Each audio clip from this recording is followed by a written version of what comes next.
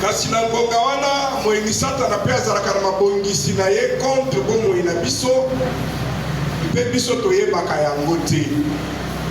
Na pokwa lelo lisusu bien aimé dans le Seigneur, nga na yebe kolakisa yo lisusu ete na ngolu ya Nzambe, quel que soit ma projet, quel que soit plan, quel que soit ma bongisi ya moyini satana contre bomoi na yo, il y a un Dieu au-dessus de tout.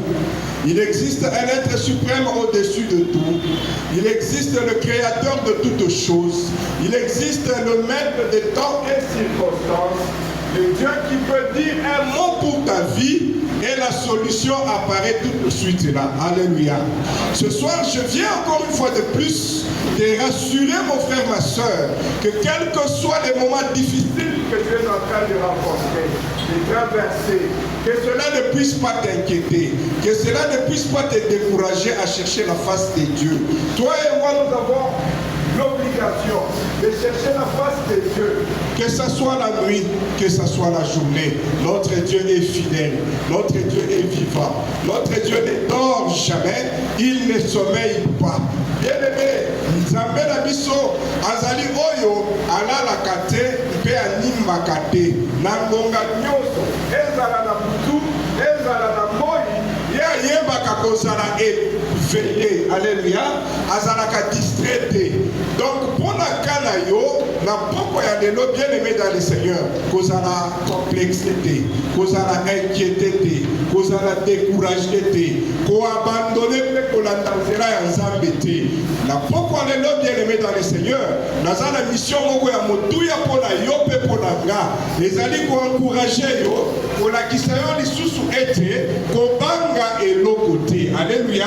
Kobanga eloko te. Eloko moko te ebangisa yo to ezangisa yo kimia te. Na poko ya lelo lisusu mon frère ma soeur, na ekolakisa yo ete Yesu alekaki na nzela oyo. Na nzela oyo ye alekaki ba oyo balivraki ye to ba oyo balengelaki kosala ye mabe, ezali ba oyo bazali na nzinga na ye, bakamarade to basali oyo bazalaki proche na ye.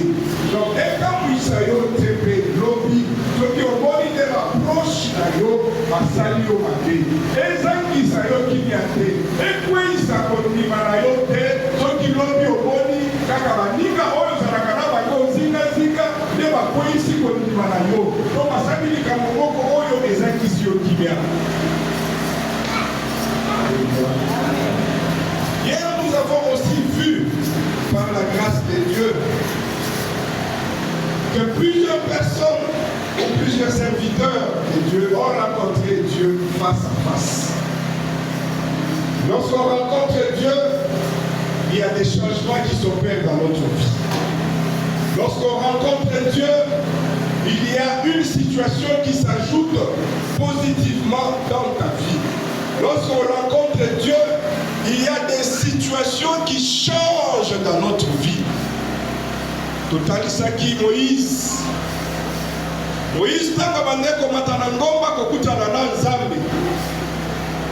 Soki asoloni na Nzambe, asambeli Nzambe apesi ye ba directive na ba orientation. La Bible dit matanga bandeko kitana ngomba elongi na ye bandaki kongenga. Alléluia.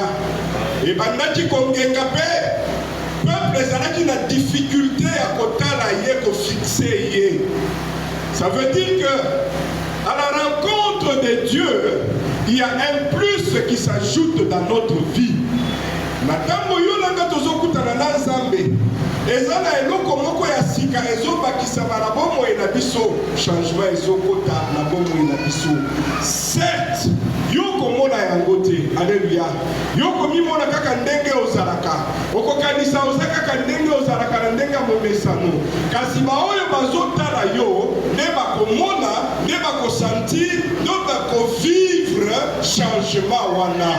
Tango Moïse abandeko kita bien aimé, ce n'est pas lui qui ressentait cette différence, mais plutôt le peuple qui l'attendait au bas de la montagne, ne babandaki ko constater elongi na ye ezobenga. Alléluia.